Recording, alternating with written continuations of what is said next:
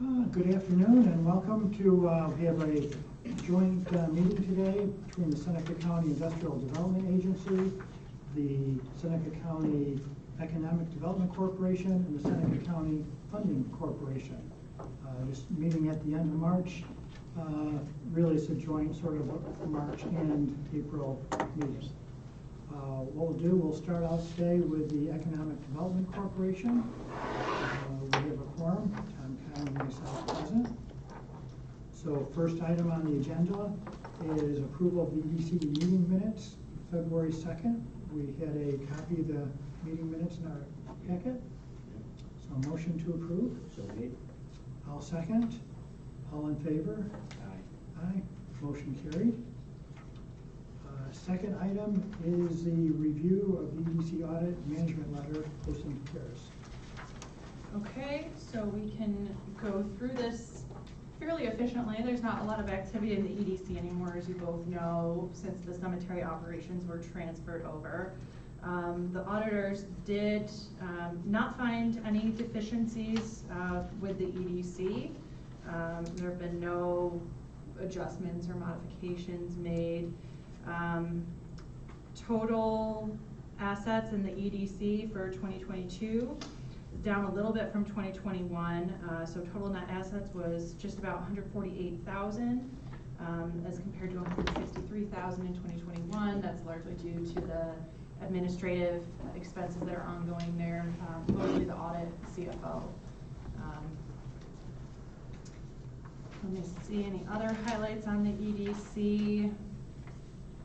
Nothing much to speak of, obviously no real income, although you will see on the statement of activities, there is a transaction with a $600,000 pass-through grant occurring to Seneca Dairy System, so that money came in and then it went back out, really not having any impact or net impact on the EDC statement.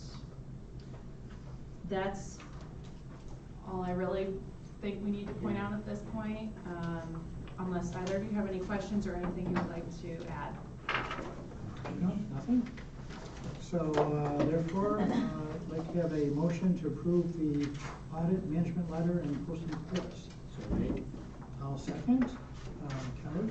Mr. Russo? Yes. Mr. Kine? Yes. Mr. Shipley, absent, motion carried.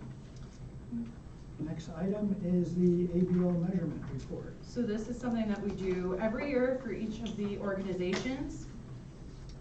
For the EDC, it just outlines what the mission statement is, and then the performance items that we evaluate on. So for 2022, the goal was really anecdotal instances of collaboration with local government. That's obviously kind of a broad thing, and we've talked about this before, and the IDA's obviously talked about this, but the big one being discussions and collaboration in regards to the redevelopment of the Willard drug treatment campus, and anticipate that that may eventually ramp up and have more impact on the activity going through the EDC in the future. So that's really the one item of note on here. Any questions on that? Oh, fairly simple.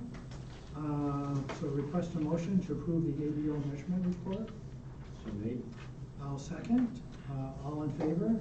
Aye. Aye. Anyone opposed? No. Motion carried. Next item is review of the EDC long-term forecast. So this we do twice a year when we go through the budget and when we go through the audit. The EDC, we always just look at the worst case, which is known revenues against budgeted expenses. Obviously, there really aren't any known revenues to speak of. We do put interest income in there. Hopefully in the years to come, that'll change and we'll have some new income streams. Otherwise, you can see our total expenditures as of our 2023 budget, just under $14,000. That we do, project some inflation in there over time. We project it out here until 2028. So as of the 2023 budget, EDC is expected to have approximately $134,000 in cash available at the end of the year. That number is expected to dwindle to about $58,000 by 2028, provided that nothing changes with the EDC operations. That's just a FYI. We'll provide another one for you in the fall. Okay. Any other business? No. No executive session, so could I have a motion to adjourn? So made. I'll second. All in favor? Aye. So we're adjourned with the Seneca County Economic Development Corporation portion of the joint meeting. Kelly, we want to get the two guests dialed in, and we'll get started on the rest of the agenda. Next up is the IDA. First item on the agenda, everyone should have received a copy of the meeting minutes from our last meeting on February 2nd. Any corrections, changes, modifications? Hearing none, I have a motion to approve. So moved. Second? Second. All in favor? Aye. Hi, Peter, this Anyone is Kelly opposed? from the IDA. I'm just calling you into the meeting. Motion carried. Perfect, Kelly, thank you. Just 1 second.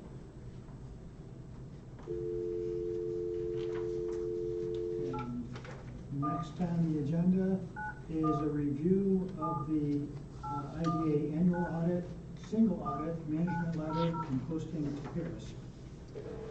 Okay, so we'll spend a little more time on this one than on the EDC audit. The final draft that has been provided to you does have an error that we found this morning. The auditors have since sent a correction, but that was Hi, Andy, this is Kelly like from 10 the minutes IDA. before the I'm just meeting calling started, into so the I'll meeting. note what the correction is. Just 1 second. And then we can do approval, you know, pending that change. Can you both hear So, us? just to go through a couple of the highlights. Okay. Our net position at the end of 2022 was approximately 3.789 million as compared to 4.426 million at the end of 2021. We've talked about this numerous times, but that's largely due to the transfer of capital assets from the IDA to the county. So we saw obviously during the 2021 year, there was a decrease from 2020 because of the transfer of the sewer line, and then between 2021 and 22 was the transfer of the fire training facility, which is contributing to that difference that you're seeing.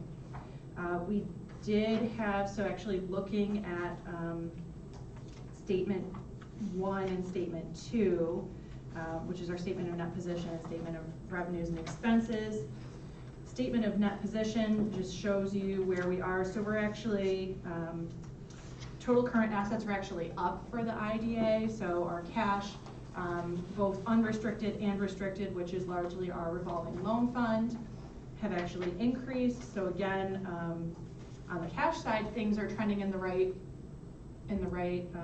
direction. Really the changes again are related to those capital asset transfers. As you see, the total capital assets in 2022, we're ending the year with 242,000 in capital assets as opposed to just over $1 million the previous year. The first notation I want to make is actually on statement 2, so that's where the error occurred. We added a line, so previously on the draft audit, there was a miscellaneous line under operating expenses that was just over 700,000. That's where they had attributed the loss of the capital assets from the transfer of the fire training facility and then the sewer line in 2021. They broke that out into an additional line, which you'll see now is loss on disposal of capital assets. So the numbers for 2022 are correct. 2021 number in that particular line item in that column should have been 687,900. That's the amount that's attributed to the transfer of the sewer line. And then of course that impacts the net position end of year for 2021, which should be 4.426 million instead of 5.144 million.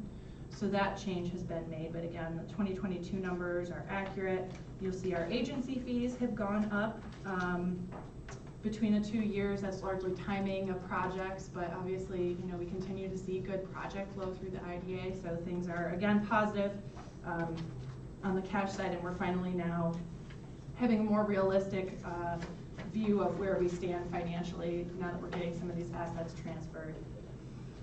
And then again, statement 3 will require a correction in the 2021 column. And again, that's because of the error on the previous page carrying over. So here you'll see the operating loss for 2021 was incorrect. So they had 312,000 as operating loss. It really should be just over $1 million in 2021, bringing the net cash provided by operating activities that year to 281,000 instead of the 400,000 that is listed there. Otherwise, the IDA audit went well. There were no material weaknesses or any modifications. You know, there was a clean opinion issued by the auditors.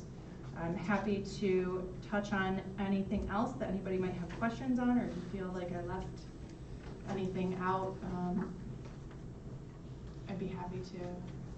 Yeah, and I don't recall coming up with any accounting standard changes that are coming this year that would impact us that didn't get brought up. Was there anything? No, so this year, the new one that was in effect was regarding leasing. So the way that you account for leases on the books, which really didn't impact our agency because we don't really have any leases per the standards. So there really weren't any considerable changes in regards to that.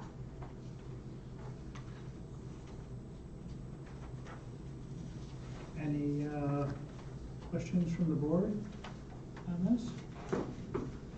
Hearing none, I have a motion to approve the annual audit, single audit, management letter, and posting. Oh, actually, we didn't do the single audit We yet, didn't do the sorry. single Let me audit. go through that one. Just- So this is the audit that we have to do because our revolving loan fund received federal awards. So we're required to do this annually. Really, it's very short. Again, everything checked out. Our total federal assistance that we received for this was about $784,000. The cash on hand in the loan fund as of right now is $851,000. Again, these numbers are also in the full IDA audit report. This is just the standalone for the RLF. With the cash that we have on hand in the loan fund and the outstanding loans receivable, our loan fund is approximately worth $1.162 million at the moment. And that's essentially the single audit, unless anyone has questions about that report. And again, slow me down if I'm going too fast, but you know, some of you have seen this stuff before, so I don't want to waste anyone's A time. lot of numbers. Yes, a lot of numbers. And next year, if anyone's interested, just stop on in for the audit committee meetings and where we go over Or this. if anybody wants to, so this year, you know, Ben Guthrie had questions before the committee meetings. I'm happy to go through the stuff with anybody in the office as well, if that's helpful to you. A lot of information, especially if you're not used to seeing this. So, go back then. Motion to approve the annual audit, single audit, management letter, and posting to Paris. So moved. Second? Second. Kelly? Mr. Russo? Yes. Mr. Kine? Yes. Mr. Lott? Yes. Mr. Bruce Murray? Yes. Mr. Tom Murray? Yes. Mr. Shipley, Mr. Guthrie, Mr. Brownell, absent, motion carried. Next item on the agenda is review of the long-term forecast. Okay, so this we can go through, again, similar to the EDC, we review this twice a year. For the IDA, we show two different scenarios. So we show where we forecast $400,000 in income going into the future, which we found to be a relatively average prediction.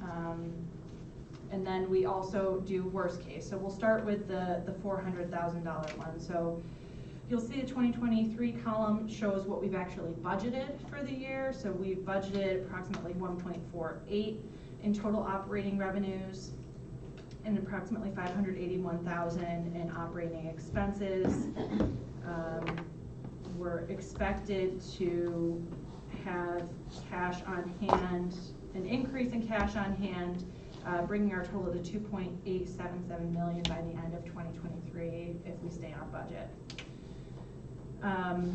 Looking into the years ahead, you know, the $400,000 in predicted revenue is not enough to cover the total expenses that we project. So we would see cash losses under this scenario. However, it would still be relatively stable for the IDA. We would go down by 2029 to just over $2 million. So almost $800,000 decrease in cash over that period of time, if this is all we can bring. I do want to note the Del Lago rental income, that's the $100,000 that you see. The last payment for that is set to be 2024, meaning that, you know, we will need to make up that gap, obviously, with other agency fees or funding streams. But again, based on recent project activity, we believe that that's, you know, more than feasible. On the worst case side, so this is showing only known revenue against budgeted expenses. Obviously, this paints a little bit different picture. We do still have positive cash on hand through the 2029 period, but it would go down to $364,000 under this scenario. And again, this is showing, and actually this has one small error in it, so it shows the $100,000 payment in 2025, which should not be there. I believe it is 2024, that's the last year for that. So we would actually go down an additional $100,000 under this scenario, but again, you'll see, you know, we could have some very bad years and still manage to weather it with the way things are currently in the IDA finances. Any questions about either of these? It shows, yeah, income is definitely a year to year. And something that we're gonna maybe consider looking at in the future. So we've, for a while now, used that $400,000 of income as sort of our regular assumption. But we might reevaluate that and just see, is that really realistic? Should it be something different? Obviously, the worst case is kind of, in some ways, the more important one to look at, to know how long we could keep going if nothing else is coming in.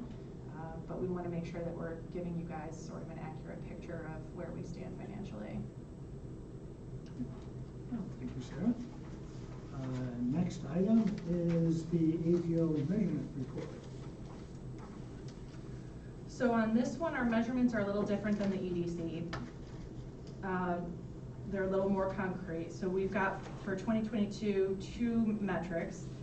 One being the number of projects supported with the amount of private capital that's leveraged, and then the second one is being the local jobs supported, both on the retention and the creation side. And so for 2022, the IDA supported 27 active projects, so that includes our pilots, our loans. You know, these are the projects that each have their own separate sheet in the Paris reporting system that becomes public information, and that's something, you know, that we have reviewed, and we'll also have plans to discuss more in depth, likely at our May board meeting with you all. But those 27 projects this year have leveraged $590 million of private investment. They've retained 2,200 FTE jobs, 18.5 construction jobs, and then 836 jobs created. And some of these are understated because some of the projects that we still have that are active are projects that are difficult to track employment on. So like the outlet mall, you know, those are all sort of employees and contractors of the separate stores. So we don't have a great picture on total employment there. And then a couple of the mixed use projects that the board has approved over the years, with Waterloo Downtown Properties, Madison HNJ, you know, those ones are also difficult to track because on the commercial side, when they're leasing to tenants, you know, the tenants aren't the ones that are reporting to us. So what we've shown here is what we can actually track and have backup data for, but there is, you know, additional job creation that we're not fully able to quantify. Questions on this?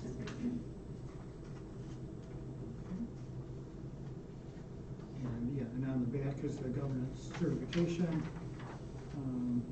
Anyone has any questions on that? If not, have a motion to approve the ABO measurement report. Second? Second. All in favor? Aye. Anyone opposed? No, motion carried.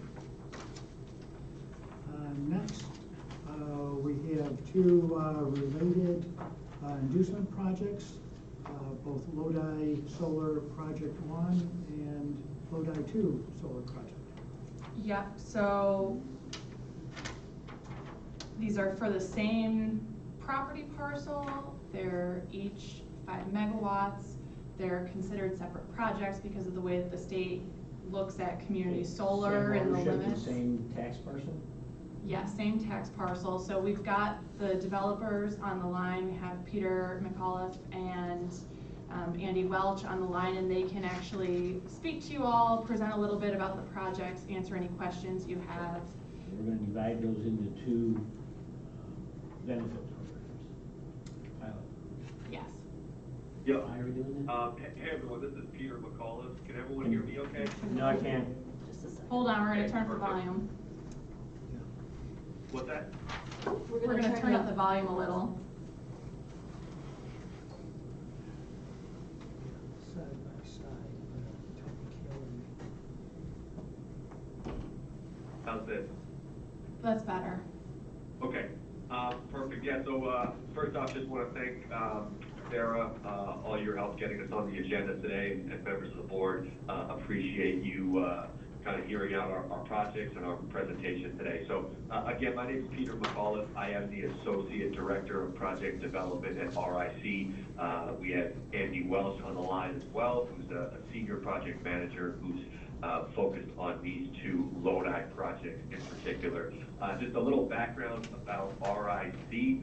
Again, those are the wholly owned, the two project companies, Lodi PV LLC, as well as Lodi 2 PV LLC, are wholly owned by RIC. We are a New York-based developer. These are our first projects in Seneca County, but we do have a handful of projects that we have developed and are currently developed in central New York, Onondaga, Oswego County, in western New York, Chautauqua, Cattaraugus County, and then in the North Country, we have some sites in Jefferson and St. Lawrence as well. So again, we're here today to present our applications for financial assistance, as well as our request for the IDA to also be the lead agency on seeker for these sites. I think just to be efficient with everyone's time, although they are two separate projects, we can kind of give the quick overview all together, again, because they are side by side. So I will toss it to Andy to give you a little more detail on the actual projects.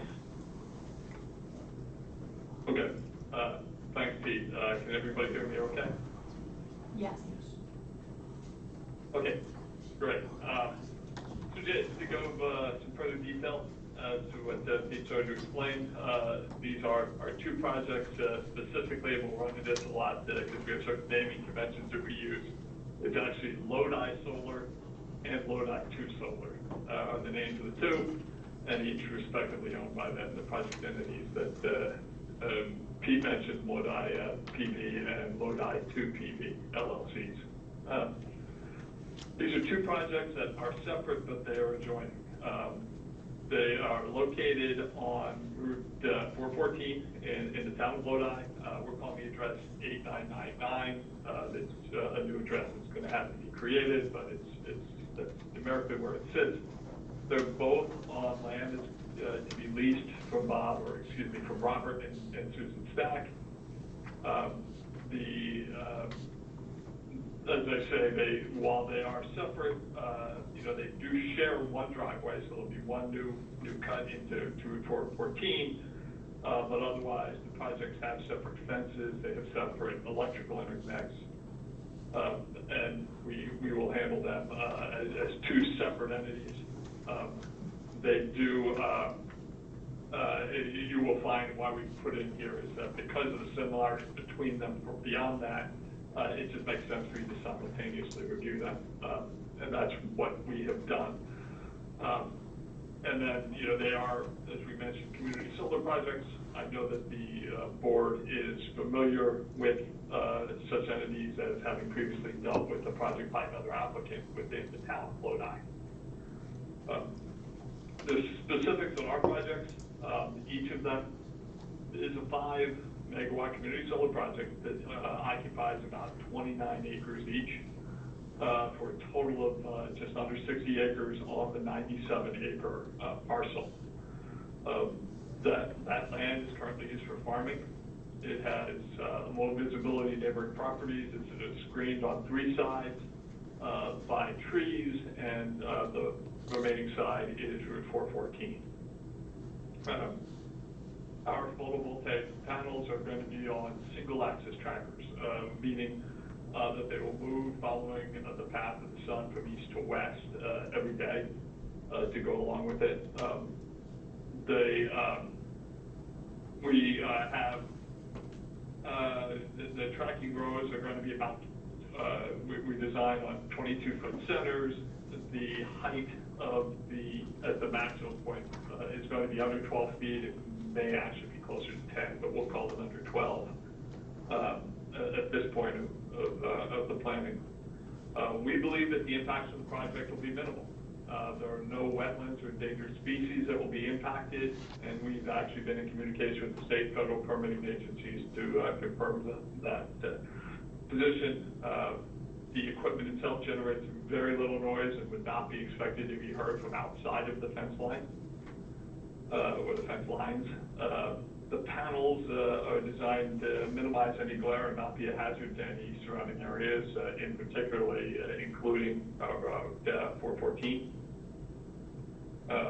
I have earlier discussed both of these projects with the town supervisor of Lodi, Kyle Barnett. Kyle confirmed that the town does not require a site plan approval for such a project, as he also stated they don't have any zoning restrictions to it that would apply to it.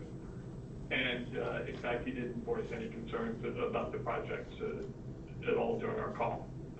Talked as well with Rich Sewernoff, the CEO for Lodi, who also confirmed there are no local permits before we get into the construction electrical permit phase. So because there are no jurisdictional decisions issued by the town of Lodi, that's why we're asking the IDA to become the lead agency under SECRA. And then we're asking you today to take all necessary and related actions to begin that process. I think as we go along, we are confident, hope we can show that to you, that both of these projects are appropriate for the granting of an egg deck. And then, as Pete said, we also put in the application to begin negotiations or discussions on pilot agreement. And we, again, separate actions for each of these projects to move forward. I guess I really don't want to go on and take too much of your time because I know I have a busy agenda. So I guess if you have any questions, I'd be happy to answer them at this time. The reason we're treating these as 2 separate entities is why? 2 separate projects? So they're legally 2 separate entities. So why do we want to do that? So legally, there's 2 separate entities here. There's Lodi PV and Lodi 2 PV. And that's in large part, and Peter, Andy, correct me if I'm wrong, but that's in large part because of the way New York State regulates solar, and specifically community solar projects are limited to 5 megawatts or less. Correct. Correct. So yeah, no, that's exactly it. So these are community solar projects. The max on those are 5 megawatts, which is why, as Andy explained, they have 2 separate interconnection points. So as these are community solar projects, there will be the opportunity for residences, business owners to subscribe to get, some discounted electricity off these projects. So that's the reason why they are 2 separate 5 megawatt projects. Do we have any entities that get that? Solar Does site. Municipalities or anybody in any of these projects ever get that? I don't think I've seen us put that. Subscribe to the community solar, you mean? To get a better pricing because you're putting up a solar project So in that's a particular area. up to individual homeowners, but when we've done public hearings on these or other projects, we have had people that have attended those that have, you know, gone and opted in. So yeah, this is a weird one. I know it seems strange. Our IDA hasn't personally yet considered these. There are other counties, so this is not an uncommon practice. You can sort of thank New York State bureaucracy and rules and regs for this weirdness that is happening right now. But for our purposes, they're more or less identical projects that we need to consider, you know, separately. So they would each have their own cost-benefit analysis. You know, we would have to do project evaluation of them as separate facilities. In order to do that, the, you know, pilot agreements would be separate from each other. I do want, sorry, one other quick note, and I apologize for not clarifying this up front. So these are obviously on one current existing tax parcel. They will be, and we are in the process of surveying this, they will need to be split. So each project at the end of the day will be on its own tax parcel. You know, the stacks are still going to own it. We're just going to lease the area that's physically taken up by the solar project. So at the end of the day, you know, we'll deal with the town of Lodi to make sure that they approve the subdivision map once our surveyor draws it up, and then obviously we'll ultimately file with Seneca County, and then new tax parcels will be created, you know, down the road prior to construction, just to kind of clear that point up. So this is Bruce Murray. I'm a member of the IDA here. I'm a resident of Lodi. I know the site pretty well. 414 is a fairly significant, it's the primary thoroughfare up and down the east side of Seneca Lake, which is a tourist destination during the, you know, during the peak season. What's the setback from 414 of the actual physical panels?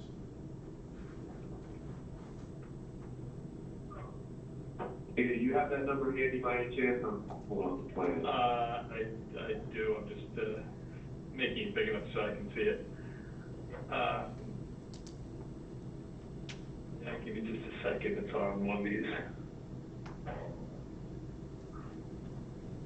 There isn't any differential Excuse me, I have too many setback drawings for a open at solar the moment. project than any other type of building, is there or not? What's that? So there isn't any Where? separate setback requirements for a, say, solar project than anything else So look- that I'm aware of? Well, Lodi has look- no zone. Yeah. So this is sort of a, Then it'll just be your setback from the road. Right, so- Depends on locality. Yeah.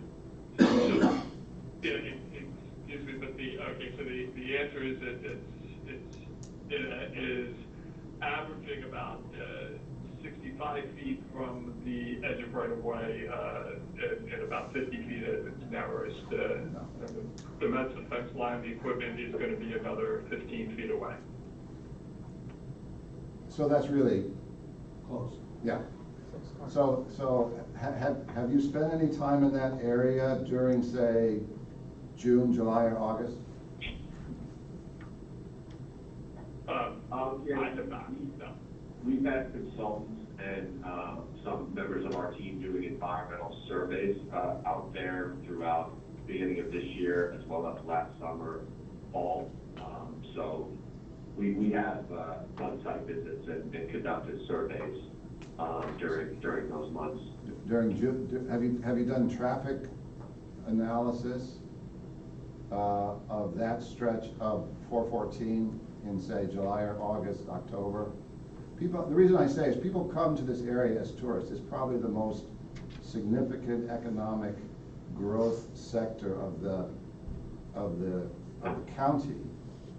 And one of the reasons people come here is because it has a certain natural beauty that they don't find wherever it is they're living.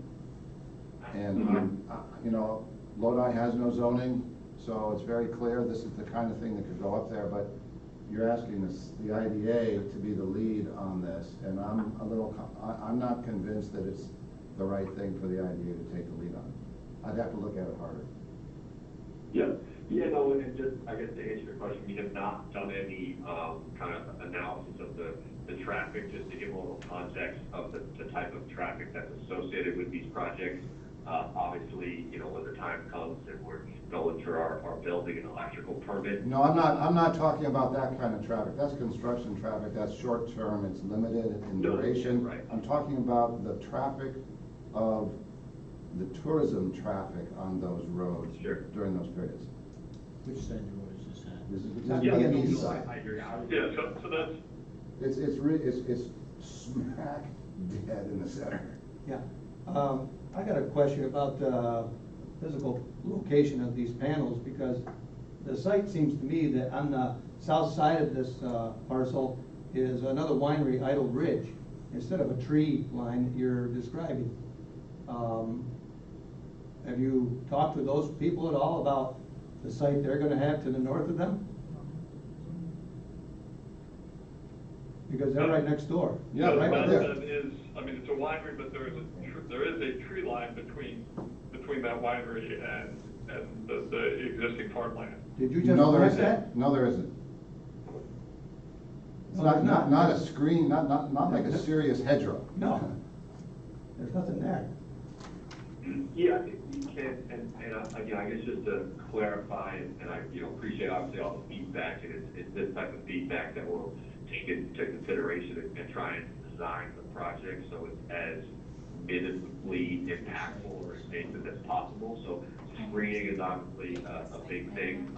You know, we do try to incorporate that as much as we can. We try and take advantage of the existing screening, and then if there's anything additional, you know, in terms of landscaping that we need to do, we certainly try and do that again to make these as tucked away out of sight, out of mind as much as possible. So screening on all sides, you know, the residences, and then to 414 is something that we can definitely look into and, you know, prepare a plan for. Yeah, it's a little more sensitive an area than you might expect. Yeah, no, 100%. I completely understand where you're coming from. Right. So let me just maybe step in here for a second, because there's sort of two pieces. You know, there's the typical IDA incentives piece, and then because there is no zoning in Lodi, and because if we grant incentives, we could be getting involved in the project, there's a need for somebody to be the lead on seeker. So our inducement resolution, as written, does not approve any financial incentives to the project. It does not approve the project to go ahead. It doesn't approve site plans. It allows us to do a cost benefit analysis, a public hearing, and declare ourselves lead agency for seeker. There is still time to review, and the one thing I want to mention, and we don't have to, I mean, we can table this. It's obviously up to whatever the board feels comfortable, but we can, if everybody here is not generally comfortable with the site plans and moving forward on the approval of seeker with the site plans as they stand, we can ask for revisions to those before proceeding with final seeker review of the project. So I just want to... In some ways, you're in control of it if you're gonna do the seeker, but you're taking on that responsibility. But again, I understand that for sure, Who, but who would have it, who would take it, say if we didn't, who would be deciding that then? County? Nobody. Huh? I mean... So, I mean, I think in principle, I think, at least generally speaking, solar projects are a net positive, you know, in general. I think to say every single solar project deserves and it has a right to be placed wherever it may find a hospitable place, I don't think I go that far. I don't. And so this happens, it just happens to be incredibly visible place for a very significant part of the economic activity of that part of the county. It's the first I'm hearing of it, and we're sort of tiptoeing forward. I would say let's table it for now, and let's have a longer discussion on it and see if even there's enough, I think, debate around are all solar projects the same? And I think this might be one that deserves that discussion. Okay. Well, So I what guess- you're indicating is a desire to altogether table this resolution? Yes. Okay. Well, we have one more question. on this. Yeah. So I have a question. Community solar provider, does that mean you sell the electricity directly to customers? Or are you putting in the grid and those customers that want green electricity can check a box? Yeah, so these, it's a great question. So the actual electricity that's gonna be produced or generated by both systems, that is just fed directly back into the grid, and then it's obviously dispersed wherever it's needed. However, there is an opportunity for folks, again, it could be residences, it could be small business owners, it could also be, you know, a municipality or a school, who don't have actual solar panels on their property, whether it be in their backyard or on their roofs, to subscribe to these projects, and they won't get the electricity fed directly to their respective homes or businesses. However, they will get some savings on We've their bought several monthly of these, we've electricity done bills this. directly proportional to these projects. So, you know, they'll still get their bill from the utility. It'll have a box, let's say in the top right-hand corner, that'll say Lodi Solar or Lodi 2 Solar, and it'll have the savings attributed from the projects for that given month. That answers your question.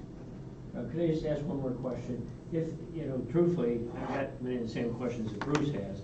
I'm not as concerned whether we delay it or we do it. We still have the right to ask any questions and back out, so either one's okay with me. I'm just trying to decide, if we don't do the seeker, who would do that here?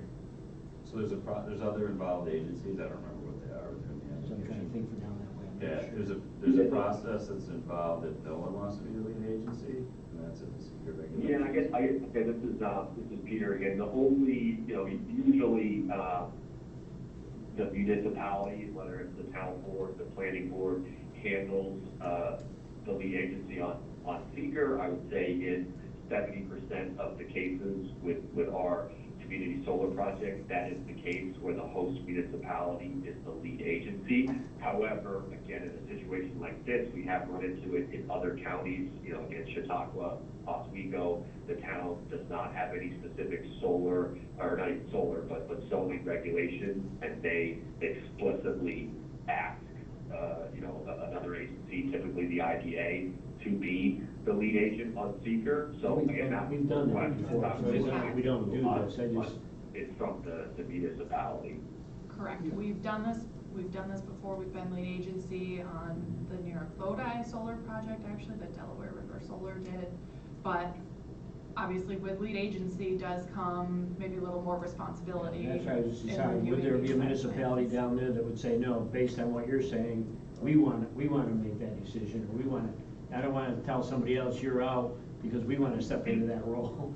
Yeah. But I don't Not that know. I'm aware of. I mean, If this we- is sort of a consequence of the absence of a zoning. Correct, and if we Yeah. did not want to be, if the board does not want to serve as lead agency, you know, I mean, we can make that revision, but our projects Yeah. still require us, when we Yeah. do our closing documents, we still need somebody to be lead agency Okay. on seeker, which would then mean, and I'd have to go back and look specifically at the part one again, but a lot of the involved agencies were like state level agencies, which I think typically would not step in this case, so it does make things a little more complicated if I that were mean, the in case. some ways, if there's concerns here, there's not the right one to step in. We're maybe better off asking these questions, because you know the sensitivity, then who else might end up with it, but I don't know who that would be in this case, so. Yeah, because I guess what I would propose to do, it's a little, I mean, it's sort of, start the process. What'll happen is, if we go and approve the inducement resolution, we're just approving We're gonna start the next step. process. Yeah, This ends up being the seeker review, either us or somebody else. It also ends up being a public hearing, and essentially getting the public input that was not part of the original design. I mean, I guess if we didn't go through this and tabled it, then what? We do it next time, after a few conversations. I haven't had a conversation with Kyle Barnhart yet about this. I can call him up and say, let's go through it. Well, essentially, that doesn't preclude. We can still fill out. No, just say, let's give us, let me But I just mean, give us some essentially, homework.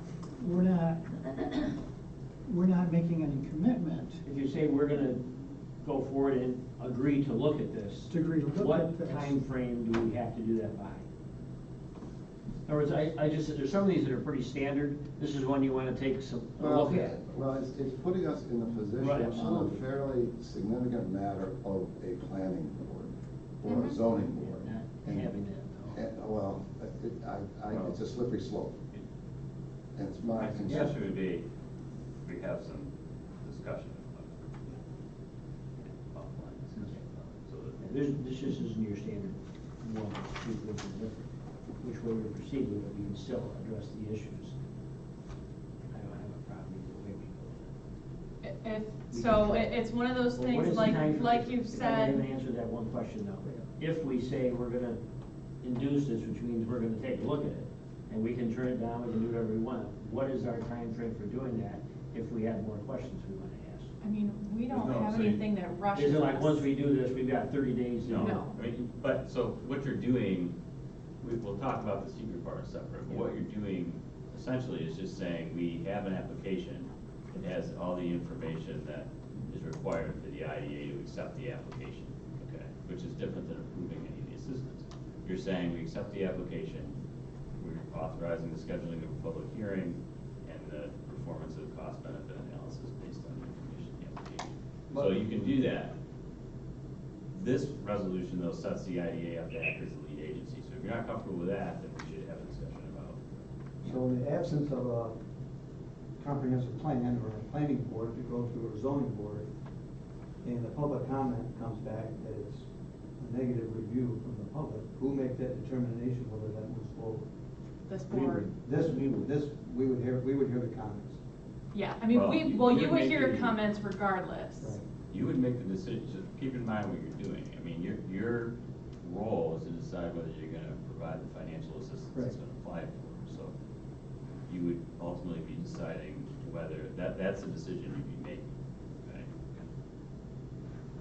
But if you accept doing the CEQA and responsibility for that, then you're also the entity that's deciding, yeah, this has an environmental issue, concerns from how this is, affecting traffic, whatever, that we then step into that role of making that decision. That's a discussion we should have. Yeah, so that's a different thing. Yeah. Right. So, based on what I'm hearing from everybody, it sounds like there needs to be more discussion about this lead agency on seeker. And that because of the way the resolution is worded, because of the way that everything would have to move through, maybe we opt to table this and have I think so, further because you can't do one discussions. without the other anyhow, so it doesn't do you that much good to approve the one and not the other if you don't know what that's gonna be, because we can't approve ours without some kind of review process on the seeker side. Understandable. And we may or may not wanna get involved in that at all, and that's something we need to talk about further, so you might as well talk about the whole thing at the same time, in my opinion. I can live with the other one, but you might as well put it off until you get some answers. So I guess, hearing that, I guess before the board, is a motion to table both the inducement resolutions for Lodi 1 and 2 for further discussions, especially on the role of seeker. So moved. Second? Second. Let's see, well, roll? Mr. Russo? Yes. Mr. Kine? Yes. Mr. Lot? Yes. Mr. Bruce Murray? Yes. Mr. Convery? Yes. Mr. Brownell? Mr. Shipley? Mr. Guthrie, absent, motion carried. Okay. So Peter and Andy, we will follow up with you separately,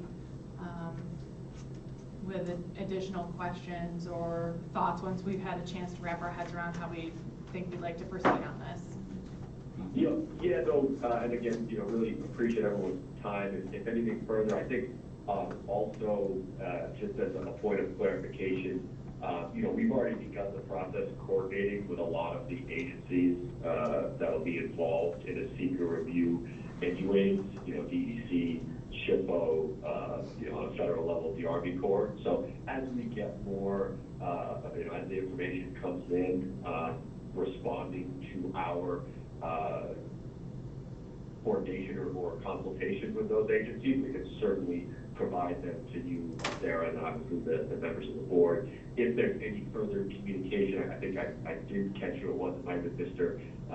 Murray, I forget who was going to reach out to Kyle Barnhart. If there's any further communication that's needed with the municipality, I know as Andy mentioned, we've already kind of begun those discussions. We would be more than happy to set up a call or even meet in person just to kind of make sure everyone's on the same page about the process and who's going to do what. So just want to, again, thank everyone for the time. I know these are sensitive projects, and we just want to make sure that it's a community or mutually beneficial project. So. Thank you both. We'll be in touch. Okay. Thanks, everyone. Take care. Thank you. Okay, so yeah, we'll follow up on that. Next item was the update from the Seneca County Chamber of Commerce. Jeff isn't here. I don't know if anyone else has anything that would be appropriate. No. If not, next item, would be an update from the County Board of Supervisors. Sure, between the county manager and Supervisor Partee, maybe you can both give us some kind of update, anything that might be going on. Sure, broadband is one thing, but. Yeah, that's going to leave on that if you want to talk about that, and then I can throw a couple of things. Yeah, we'll probably be signing the contract today or tomorrow, to do a design for 5 towns in Seneca County to figure out what it will take to get broadband to everybody. That way, when another grant opportunity comes for the county, we are ready to go. We've not been ready thus far. Can I ask you a question about Sure. that? I know we talk about broadband for the houses, but as a farmer, we need broadband to run our equipment, because our tractors run off the internet to go straight, and we all want to go straight. But it doesn't do us any good to have a hard wire run out there along the road with a pole stuck in the middle of our driveways like they did back during COVID on Cemetery Road. We need towers. So if you could please look at that. We need towers. We can't use hard wires. They don't do us a bit of good. We need towers. So just keep in mind.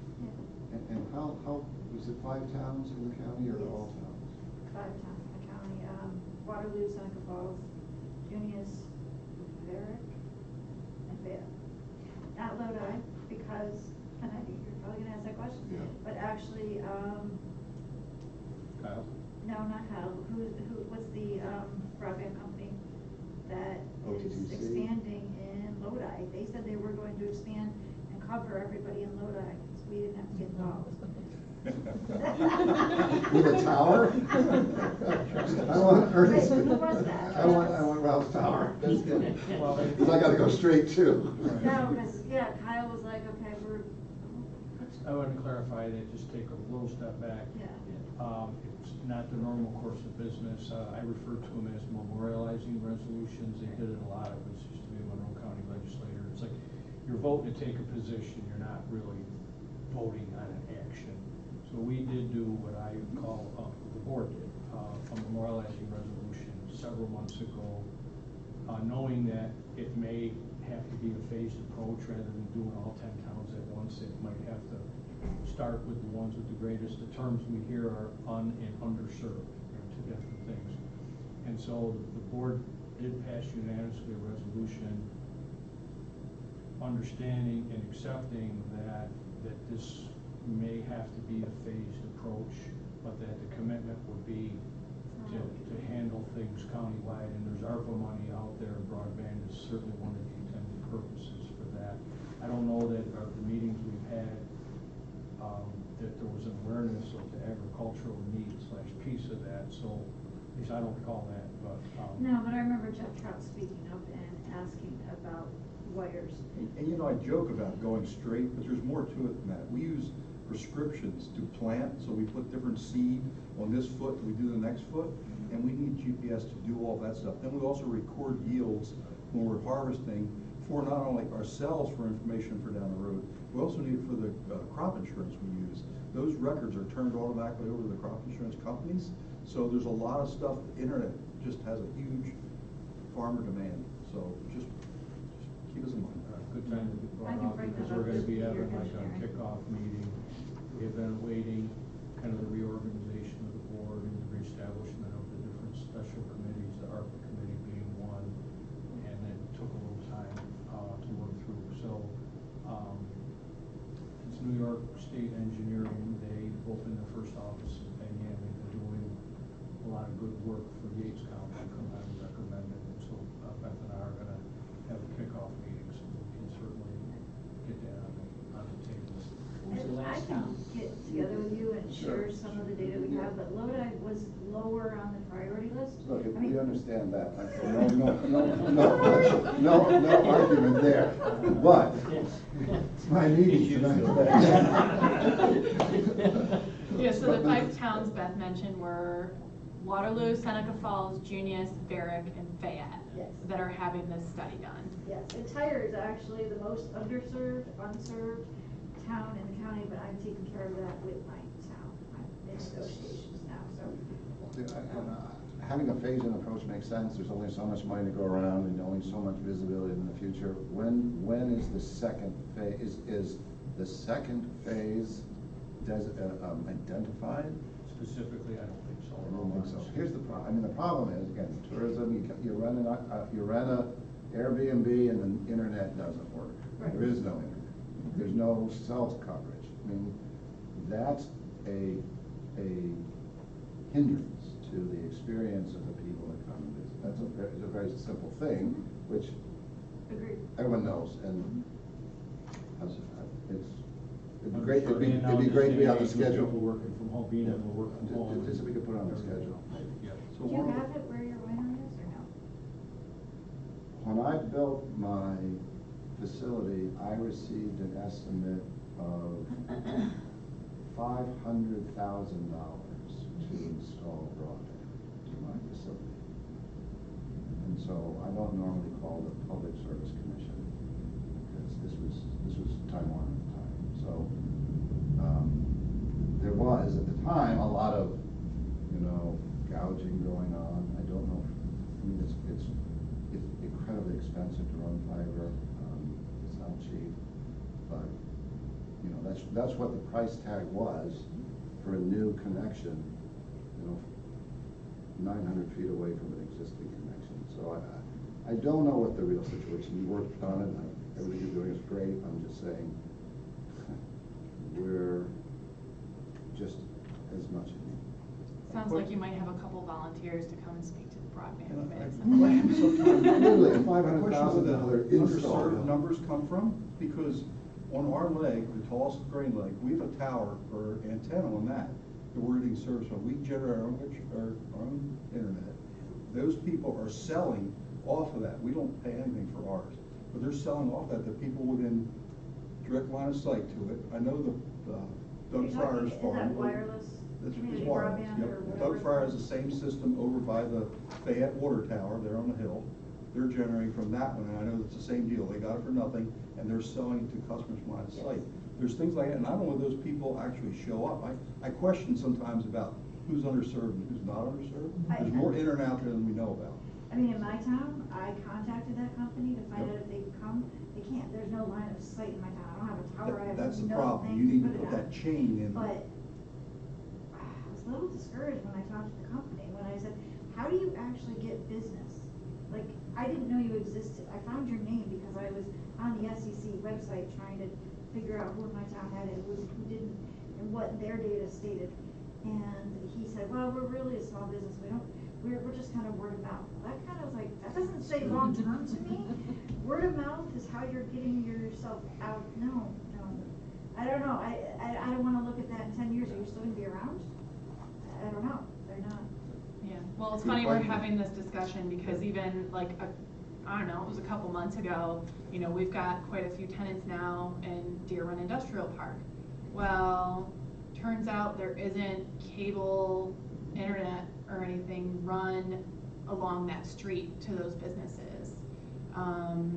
They get internet, or their best option, because Dave looked into this extensively for us, on their behalf, their best option is really the community broadband. They have one of their little things right on the water tower there, which is great, but it's also like, that industrial park, granted, it was, you know, over 20 years ago, or whatever it was put in, thoughts were maybe not as high a priority on the internet side, but it's just like mind-boggling to think, you know, and then Dave had conversations with like Spectrum and Verizon of, you know, there's enough companies there, like you guys should think about just running, you know, running a line down the street. It'd be worth your while, but it's one of those things that you don't even realize that there are places like that that are. I have 5G up on the mountain, on a single top of the mountain where I got a place up there, that I don't have that here. They had some program that went through, I literally have it up there in the middle of nowhere, and we don't have it here, so I don't know how it gets decided. They know who lived there. I don't tell very many people I have it. I don't go there and keep it. Other updates from the county? Anything else? I think everybody may be aware, the Board of Supervisors did recently pass a resolution seeking home rule in the state legislature to increase the hotel motel tax from 3% to 5%. It's something that the board has been interested in for a number of years and has not been successful in getting it sponsored in both the Senate and the Assembly. My understanding is that Senator Tom O'Mara has expressed a willingness to introduce that in the Senate. And Assembly member, as everybody knows, two Assembly members, I believe that they're both in support of sponsoring it. So I'm not exactly sure where things stand in Albany. I haven't looked, but I also haven't seen like bills introduced that have the numbers assigned and stuff. But that's something else kind of contemporary and come up. And Mitch, Pam introduced that before, right? No. She never did, she refused to do that. Yeah, there was one that she did sponsor. It had to do with broadening the scope of what the hotel motel tax revenue could be used for, broadening it into infrastructure, and things like that. Thank you. Mitch is presenting next week, state of the county. Okay. They want to- Coffee and conversation. Yes. Second one. Yeah. I was at the first one. Okay, all right. It was great. Yeah. No, I'm serious. I'm coming back. I'm coming back. Well, I guess one other thing you may have heard or seen, but there is a search underway for a new county manager also. So, Thank you for your time here. yeah, I enjoy it. I'm not running away, prepared to stay with the year. You know, we'll keep you posted on kind of how that rolls out. Chairman Mike Enzel is leading the effort, and there may be an overlap period of some kind. And if the search doesn't find the right candidate, I will stick around. But I'm ready. Yeah. So, okay, thank you. Thanks, Mitch. Any other business? Okay. So I request a motion to enter into executive session under Public Officers Law, Article 7, Section 105, to discuss the financial, credit, or employment history of a particular corporation or matters leading to the approval of the contract for a particular corporation. Beth, you're welcome to stay if you want. Oh, So, motion? So moved. Second? Sure, when you can get Second. Between the two. All in favor? Aye. So we're in executive session.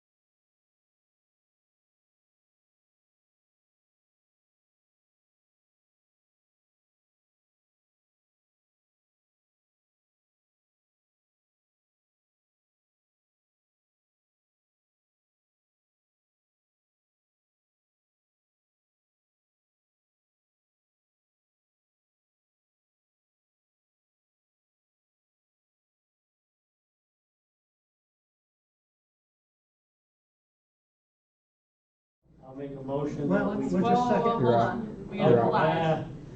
Going back. All right, Dick.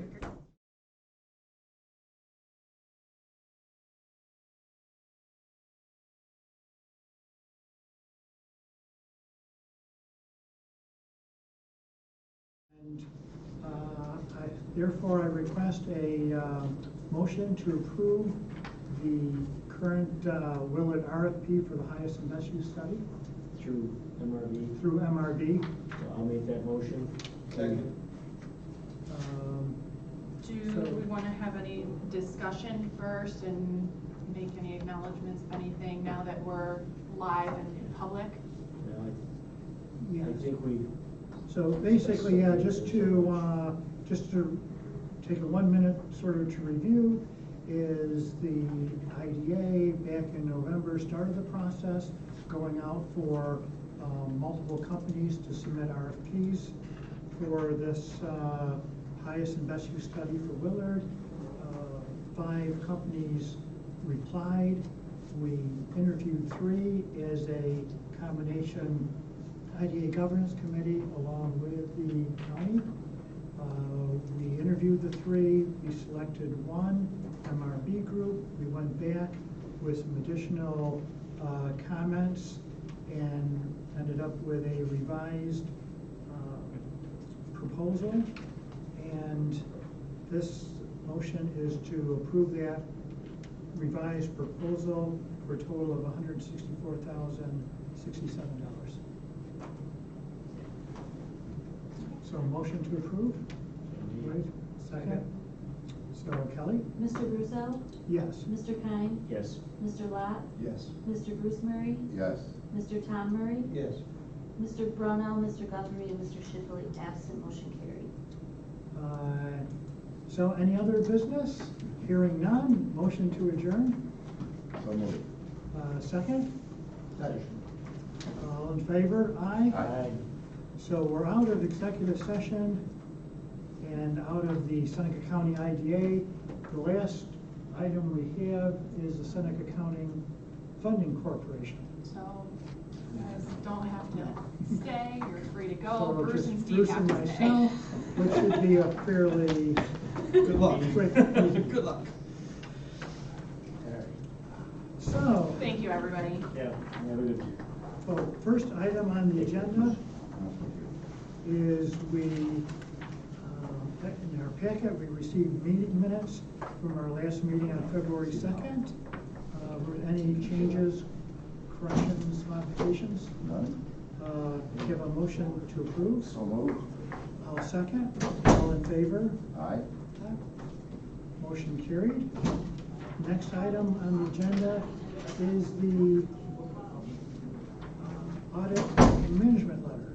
Okay, so going back, this is similar to the IDA and the EDC. The audit went well. There were no issues found by the auditors. Everything came back clean. They did mention in the communications letter one thing that gets mentioned every year, which is whether or not the funding corp should do a time study to determine if it should be paying staff and contractors out of its own budget. We've always responded something along the lines of it's just not worth it, there's not enough activity. That would be our proposed response again this year, but that was really the only thing of note. To go through the actual audit briefly, the funding corp's net position at the end of 2022 was $50,280. Again, there's really no activity on the revenue side, it's all on the expense side. There's annually just about, just under $3,000 that gets spent on professional services, which is really just the audit. So you'll see 2021, our net position year end was $53,115. 2022 it was $50,280. I think that's really all there is to say unless anyone has questions. Yeah. No question. No activity, no planned activity. A nice clean audit. So, motion to approve the audit and management letter. So moved. I'll second. See Kelly? Mr. Russo? Yes. Mr. Murray? Yes. Mr. Kernan, absent, motion carried. Oh, I wonder roll call, there's two people. Next item is the ABO measurement report.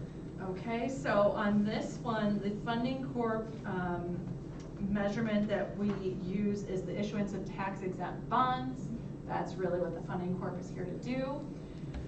There has been no new bonds issued during 2022, so that's what the report says, and then you'll see on the back side, the governance committee certification, you know, that the board understands the public authority's mission, that they, you know, meet, that kind of thing. Any questions about that? No, looks good. So a motion to approve the measurement report? I move that we approve the ABO measurement report. Okay. As submitted. I'll second. All in favor? Aye. Aye. Motion carried. Any other business? No, and we don't do the long-term forecast for this because essentially we've talked about it in the audit. We have about 3,000 in expenses every year. We can obviously keep going for a few years, but there really isn't any activity going on. No executive session, so motion to adjourn. So moved. I'll second. All in favor? Aye. Aye. We're adjourned. Thank you, everyone. We're done with our 3 agency meeting for March.